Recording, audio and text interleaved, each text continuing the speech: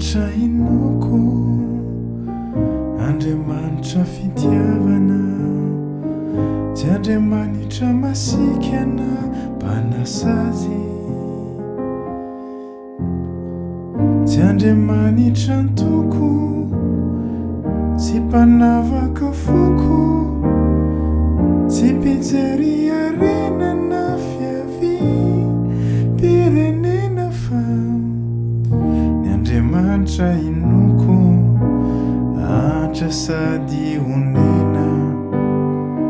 ka ny olon-drehetra mahazo azy, tsy mpizara lahelo,